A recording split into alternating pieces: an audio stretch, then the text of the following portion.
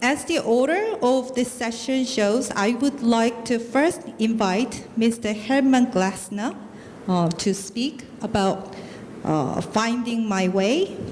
Mr. Glessner is an Olympian and former athlete in bobsleigh and skeleton. He's currently the president of the Argentinian Bobsleigh, Skeleton and Rouge Association, and he is a CEO, and he founded the Glessner Group, which is a marketing consultancy company which provides visualization of architectural projects. Without further ado, let me invite Mr. Herman. Thank you. First of all, I would like to thank Mr. Moon and all the people that made this possible, Adam and all your team. It's an honor for me to be here. Really, I've been very touched to be invited here. And what I would like to share with you here is my presentation first. Let me just check how it works. Okay. I would like to tell you my story. I'm from Argentina, a third world country. Things are more difficult in third world countries than first world, but it's good in a way. As many of you, I started my sport just by curiosity. I went to La Plagne in France in 1996, where I found out there was a sport called skeleton. And I tried it, very unprofessional way, with a ski suit, helmet, and glasses, no even goggles, but just like that. And at the first run, I got in love with the sport, and I decided I wanted to do it professionally, focusing Olympic Games 2002 Salt Lake City.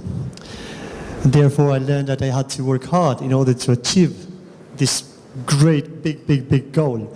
And I was determined that nothing was going to stop me to do it, even when everyone laughed about me when I said I'm going to go to be an Olympian. And so I've been working during the year, and during the Northern Hemisphere winter, I moved to Europe for training and competition. And after 5 years, I decided that it was time to move to Europe to be closer to the tracks. And that's what I did, and I moved to London. The main reason, of course, was to be closer to bobsleigh tracks, but always when I do something, I try to get more profit out of it. And the second reason was that I could be making my MBA at the London Business School of Economics, which is a very good school in Europe. 3 days after I moved to London, and I paid 1 year in advance for renting an apartment because I had no one to back me up in terms of references. I had to pay 1 year in advance. My father calls me and says that Argentina went into a crisis. And I said, what kind of crisis? This crisis. There was chaos there. Chaos in the streets. President quit. In the next 2 months, we have 5 presidents in the row, coming and going out, coming and going out. And basically what happened to me on that 19th of December is that my father told me that the banks went bankrupt and I lost all my savings. 10 years of working for nothing. Money was gone, disappeared.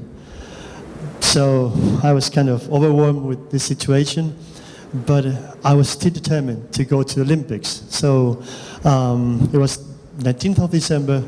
My last race was going to be on the 26th of January, and I had no money but 13 pounds in my pocket, sorry. Yeah, right.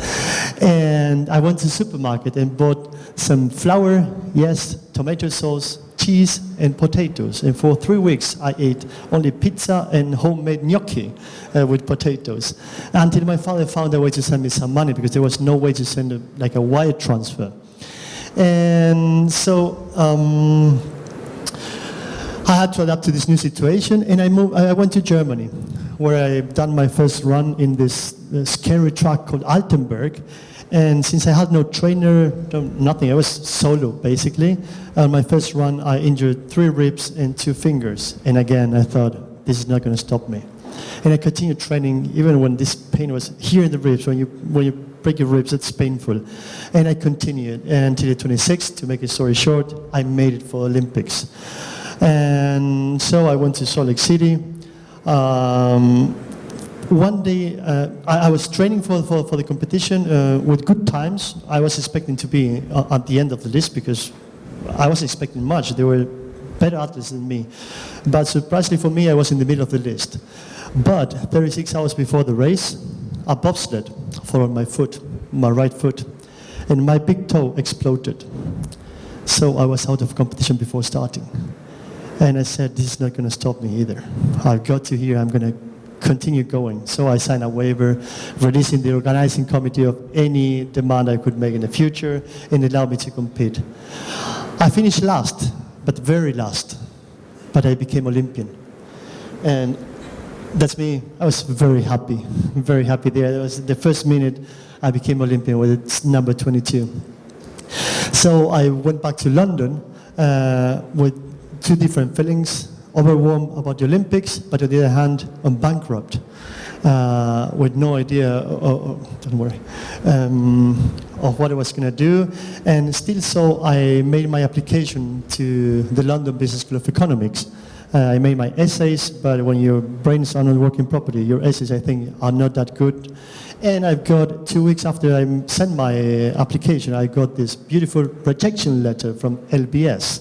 So thank you, but I'm sorry to say you were rejected. So let's see the goals. First goal was Olympics. Done, achieved. Second goal, out of the list.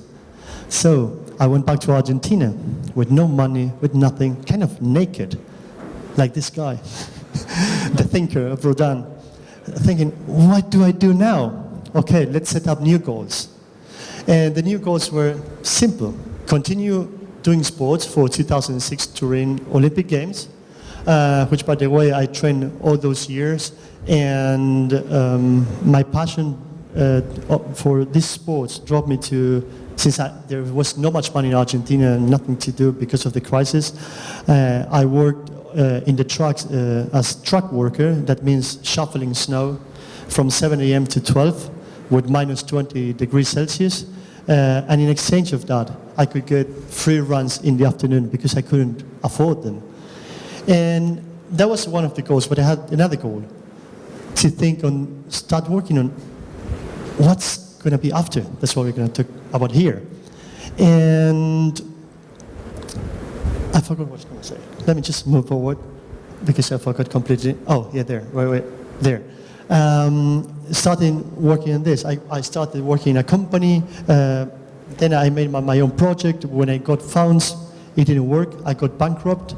So it was my second bankruptcy in like 3 years. First the money from the bank, and then this.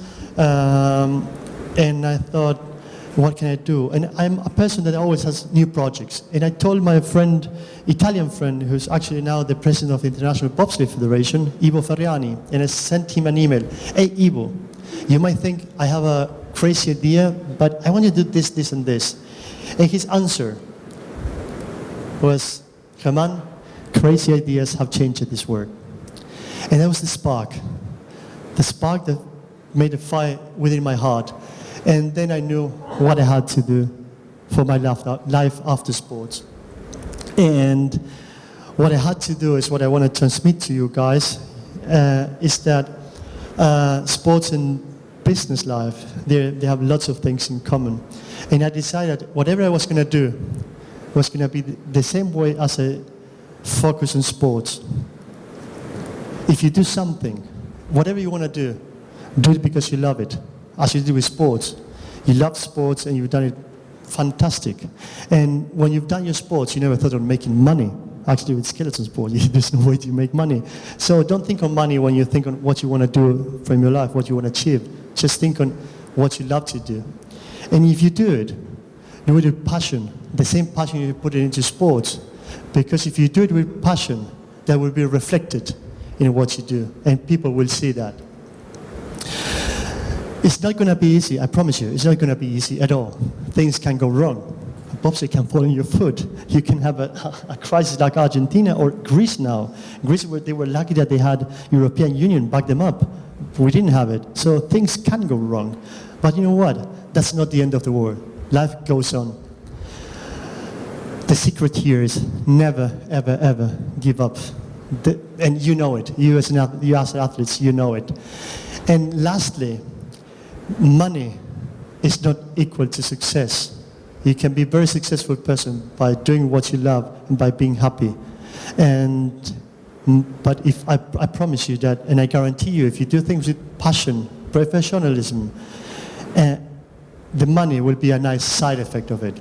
So with all of these things, I thought, okay, what I really love to do. I have a degree in international business. I'm a computer freak, but I really love architecture, design. I love to construct, but guess what? I'm not an architect. I don't have the money to construct. So what can I do? And I came up with this idea of helping architects and developers to sell their ideas. How do they sell their idea? By visualizations, architectural visualizations. And that's when Glessner Group started. And we focused first, we started with just 2 chairs, 1 desk, and 4 computers. And I focused on getting the best architects in the world to work with them. Actually, I offered them to work for free, to get known. And I met Bjarke Ingels from Bjarke Ingels Group, big architects. They are now in charge of constructing, to give you an idea, the 2nd tower of the World Trade Center in New York. And they took us to the top. And in less than 2 years, we became one of the top 5 studios in the world. We have offices now in Buenos Aires, Vancouver, Zurich, and Melbourne. So this company gave me lots of good things, and this is what we do. Renderings.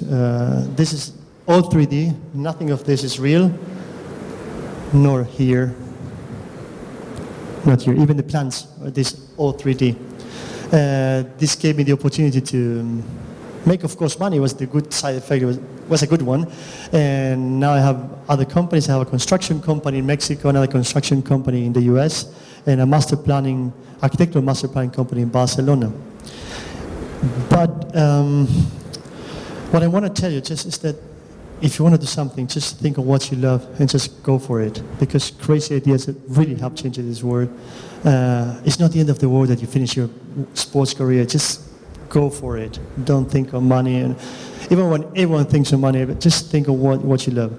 And talking about money, people are always talking about net worth. What's Bill Gates' net worth? What's Warren Buffett or Larry and Sergey from Google? So I took a picture of my net worth, because you will never believe it if you don't see. I can tell you I have so many millions. So I took 2 pictures of my net worth, so you can see how profitable was my life after sports. Actually, this profit came from a project I started 10 years ago. And it gave profits right from the start, but the biggest profit started 4.5 years ago. And this is my net worth. That's my family. That's my wife. That's my son. I want to transmit to my son all the passion I have for sports, and I hope I could transmit today to you the passion of doing things. If you do things with passion, you will succeed. I promise, I guarantee you, you will succeed. Doesn't matter what. Thank you.